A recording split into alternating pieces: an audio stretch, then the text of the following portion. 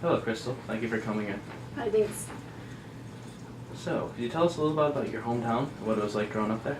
I'm from Gardner, Mass, like in the middle of Massachusetts, and it's very kind of in the woods and little old town with, like, they still have the old buildings everywhere and no buses, or like for the high school there was no buses and just quiet, and like my graduating class there was only me and one other person that was joining the military, and everyone else was going to school. And then that one person didn't even join the military. So what guided your decision to join the military, and specifically why the Army? So this might sound horrible, but at the time I had a boyfriend and he was going in, and I didn't want to just be a tag along, so I was like, I'll join with you. And then he couldn't get in, and I got in, so then he was kind of the tag along, but he went to go see the Army recruiter, and if I had a chance I probably would have went Air Force or Navy. How did your family feel about your decision to enlist? My mom was excited about it. She wanted to do it when she was my age, and my dad was really upset. I was a daddy's girl, and he didn't talk to me for a while until my mom somewhat calmed him down, and now he's just happy I'm almost out. So what was boot camp like, and how different from what your expectations was it? I honestly didn't know anything about the military before I joined in. I thought it was one person stands on one line and another, and you guys just shoot muskets at each other. So basic was a big surprise. I remember just counting how many days left. I was like, oh, this is like some of the craziest stuff I've been through. And they keep saying that they're supposed to break you down and build you up, and it definitely felt like that. So did you, during boot camp, or any time in the military, did you experience any unique challenges because of your gender? I think every spot I went to, especially when I deployed, my unit was already deployed, so I was a late deployer.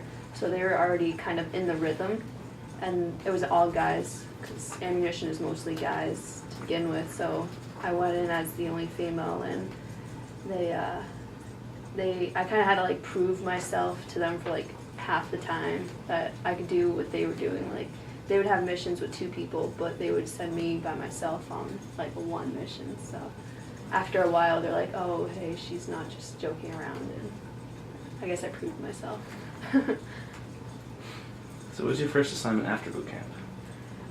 My first assignment was Fort Knox, Kentucky, the infantry unit, and I was there for a month, maybe less, and then deployed. What did you do at Fort Knox? At Fort Knox, I did human resources, making sure everyone was there and updating records and all this stuff. Cool.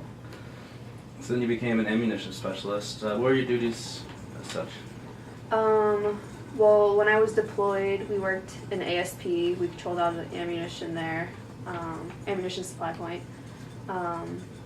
And then I didn't really get to do it much in Kentucky, but then I got stationed at Fort Drum, and that's all we did was ammunition.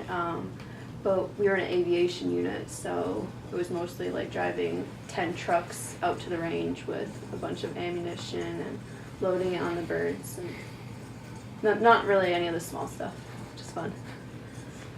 How did you end up being an ammunition specialist? I didn't know any jobs at all when I joined. And then I had to take the ASVAB test, which is like a technical test you have to take for the military. And they said with my scores, like they weren't like the highest or anything like that. So it was that, a cook, or a fueler, and a cook and a fueler didn't sound as fun as playing with ammunition, so I chose ammunition. So what was your deployment in Afghanistan like? It was challenging and exciting. It was definitely like, it's just you and you have to worry about yourself when you're there. So I had to learn a lot about myself, that I could pretty much accomplish things I didn't think I could. I didn't think I could go and deploy. Like, it sounded crazy to me. But I feel like I got like accomplished, and it was different. I got to do some missions as part of the female engagement team, and we got to which is they separate the males and the females, and a male military person cannot search a female, so that's when I would come in and search the females. And how did your deployment in Afghanistan compare to your expectations? I was petrified when they told me I was deploying. I was like, oh my gosh, I didn't think it was actually going to happen. And I didn't know how it was. Kind of, our FOB was situated with mountains all around it, and we were just kind of ants, just waiting to be stepped on. It felt like they were just, the first time I got there, we got mortared 7 times that day. And it was like, we run to the bunkers all the time and check everyone's safe, and then you hear outgoing, which is them shooting to them, and it's so much, the noise is scarier than anything I've ever heard. It just shakes your body, the noise is so loud. Is that something you ever got used to? Yeah, it actually did. There's a lot of times you're working all the time in the hot sun, and you're just so tired at night you don't even sometimes hear it. Sometimes people didn't even, would have incoming or outgoing, leave their rooms because they're so tired. That's funny. So how do you feel about the war in Afghanistan before joining the military? So I try to keep away from reading too much stuff.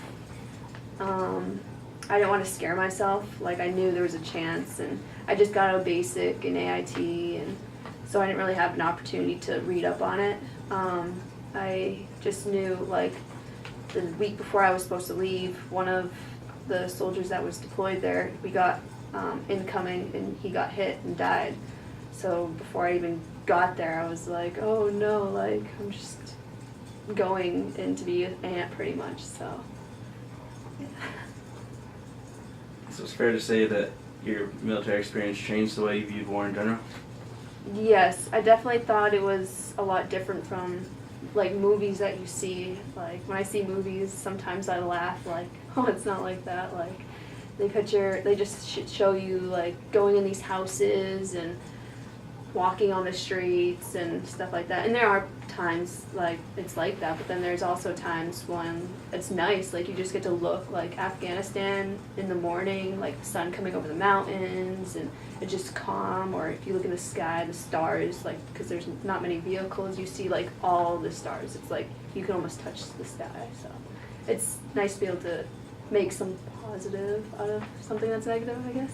So you think looking for the positive helped you cope with being over there? Yes, definitely. So what was your main takeaway from the Afghani people?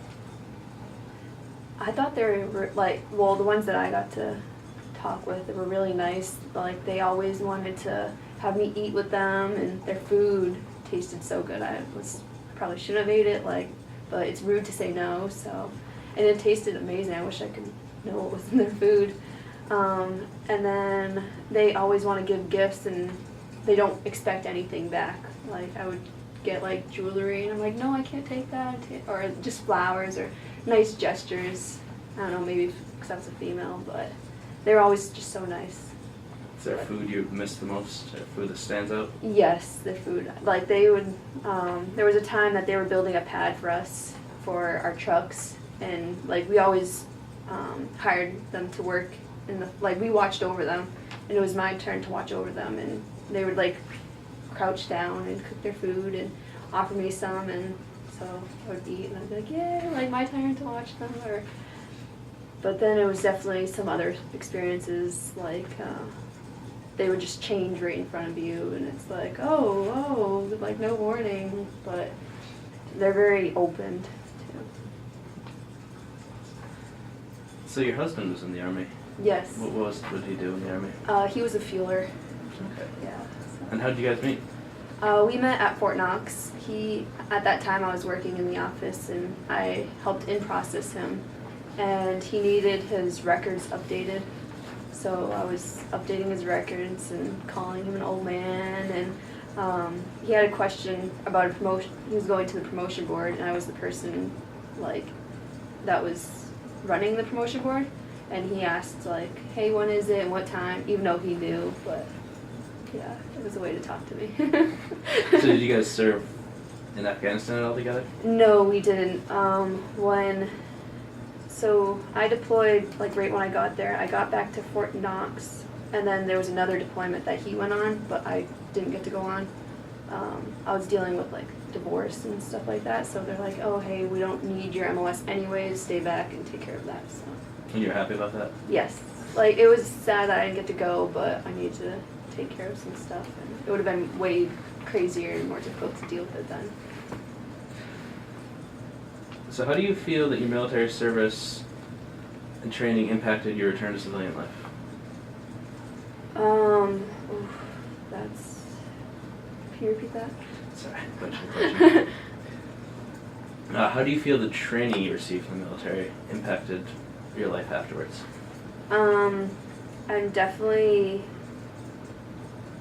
I don't know the correct political term to say, but I don't half-ass my work now. Like in the military, you learn to complete the mission to standard, and like I get below a 90, and I'm freaking out, asking the professor for extra credit. Like I don't like to accept below standard, I guess. And I think before I joined the military, like I didn't really care. I just was waiting for the school to be done, and now it's like something that like I put a lot of effort into. I guess. So do you keep in contact with any of your former friends or anybody you served with in the military? A lot of them. My best friend is in Kentucky. She got out and she stayed there, and I can't even tell how many times we talk a week on the phone or message, or there's not one day that we don't talk. And then my unit at Fort Knox, they try to do reunions because that unit deactivated. So they try to do unit reunions for Lieutenant Welch was the person that died before I went there. They do like ruck marches for him, and it's also like a Fort Knox 201st BSB reunion. And then my unit at Fort Drum, I was an NCO when I went to Fort Drum, so they were kind of like my children. So they like message me like, hey, I went to the promotion board, or hey, I did this, and I'm always like congratulating them, and yeah. So what made you want to attend college? So both, with me and my husband both being in the military and having a daughter, he was about to, or I was deploying, he was going to deploy towards the end of my deployment, and then I was going to be deploying again. And we have a 2-year-old daughter, so it was going to be like really hard for us to be like see each other and also our daughter. So we figured we'd both get out and do something like that we love, because he was a fueler and he didn't feel like he was contributing. So he's going to school for nursing now. And then I felt like ammunition was a job that I really couldn't transfer to the civilian world.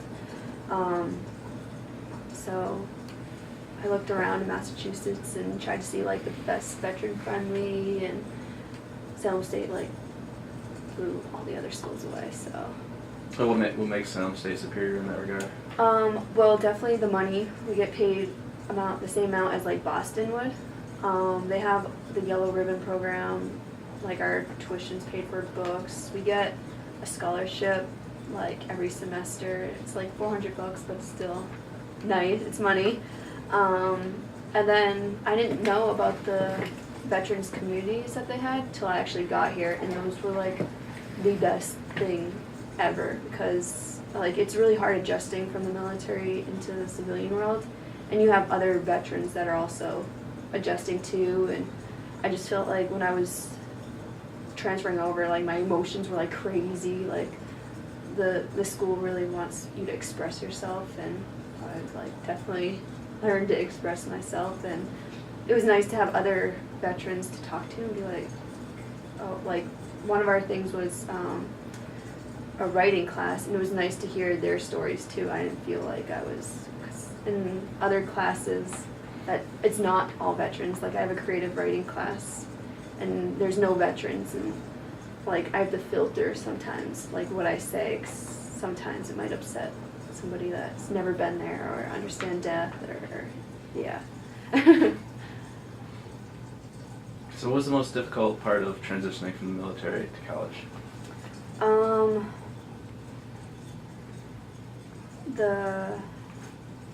I think adjusting to probably like the students. I didn't understand, like, in the military you get made fun of if like you show your feelings and stuff, and then here, like, there was somebody that was offering hugs or free hugs, and then after Trump got elected, there was counseling for those who needed it, and I just didn't understand, like, how people could feel so passionate and upset about that. So trying to understand feelings, I guess, sort of, because I've like always just compacted them or still compact them, and it's just difficult trying to express it, I guess. And do you feel you have the outlets around here to help you emotionally reach out? There's definitely enough, like, support, stuff like that. I should use it more, but like, I always get emails, and it's just like, well, let me find time, and it just gets pushed on the back burner. So what are your career goals? I'm going for business, or majoring in business with a concentration in human resource. And then I'm thinking a minor in finance, because I've been taking a finance class, and it's like super exciting. Like, it's like a puzzle, and I love doing it, so I might add that into there. But I really want to work in like a firm, like a big business, and I feel like in a lot of big businesses there's not people that are like happy, and it's just like, oh, another day. I want to be like able to brighten up people's days and help people if there's issues or hiring and all that fun stuff. So are there programs in place that would help you get jobs being a veteran? I'm pretty sure there are. I haven't like really focused much on it.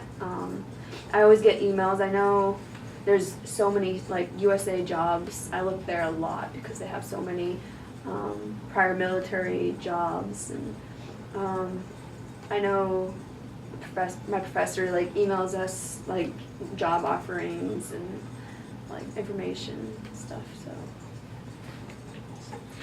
And have you ever considered re-enlisting? Or would you ever consider re-enlisting? I've been dealing with that a lot lately. I get out of the reserves, so from getting out of active duty was really hard because the military was the only job I ever knew. So I was like, oh, I'll do the reserves to slowly transition out. And they're always asking me to re-enlist, but if I didn't have my daughter, I probably would have just stayed active duty, because she's my daughter and everything, so, but yeah, I don't think I would re-enlist unless there was no jobs for me, and then I probably would re-enlist at that point, or when my daughter's older. So what do you miss most about being active duty? I love being like scheduled PT in the morning. It was my favorite. Like, so many people hated waking up that early, but I'm a morning person, and having that 6 to 9 for PT was amazing. And ruck marches, I love yelling and running and going down the roads, just trying to scream as loud as we can, cadences. So if you could sum up your military experience in one word or sentence or quote, what would it be?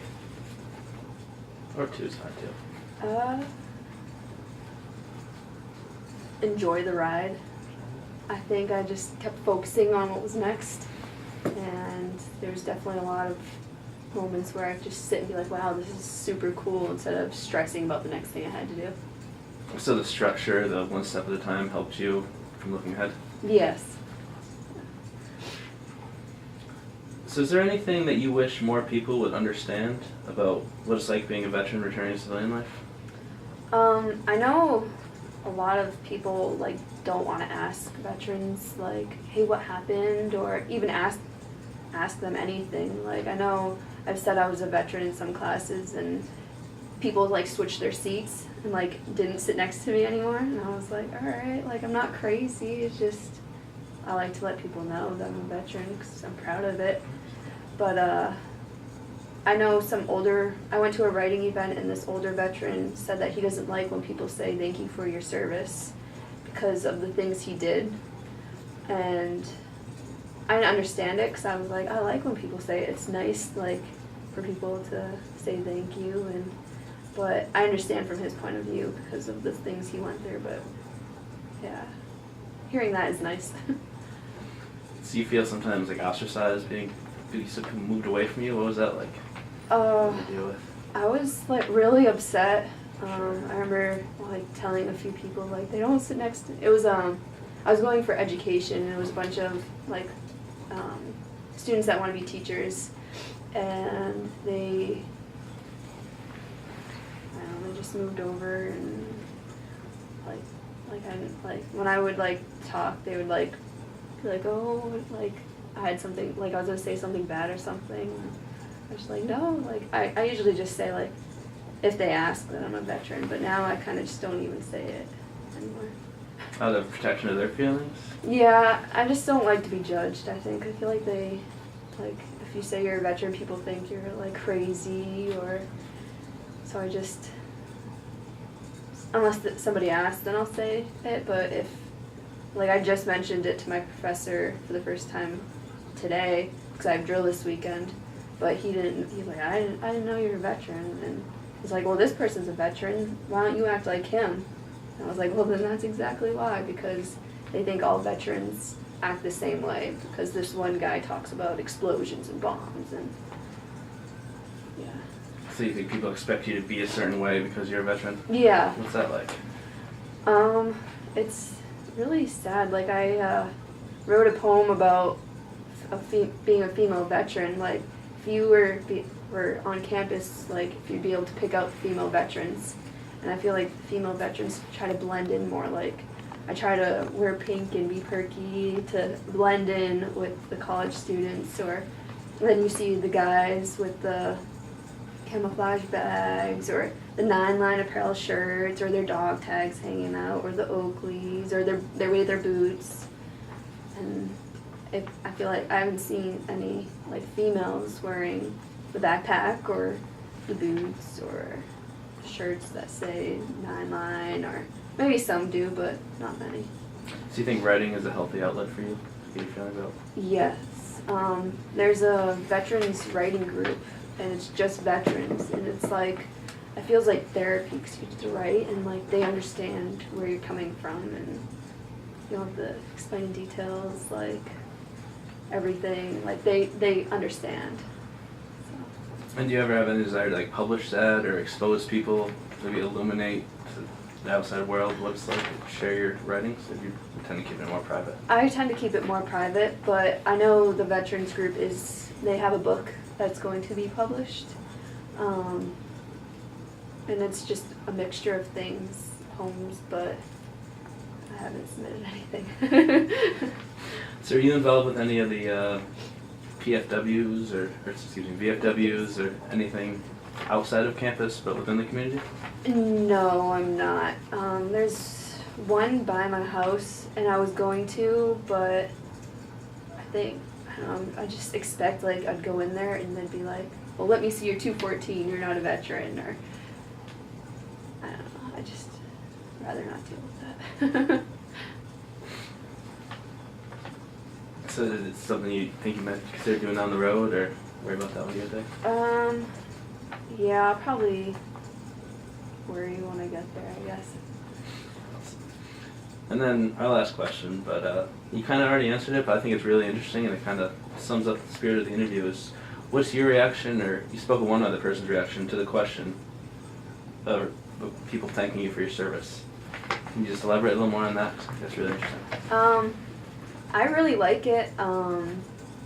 Like when I first joined, I would go to like the grocery store in my uniform to have somebody say it, and I was just a little private. And there was one guy, and I had to get dinner, and I was in my uniform after drill, and he said thank you for my service, and it was just like a motivation, I guess. But I understand other people on how like they've had issues, and thanking them for their service is difficult because they've had to kill somebody, and they think of that as, oh, thank you for killing that person, is what another older gentleman told me before.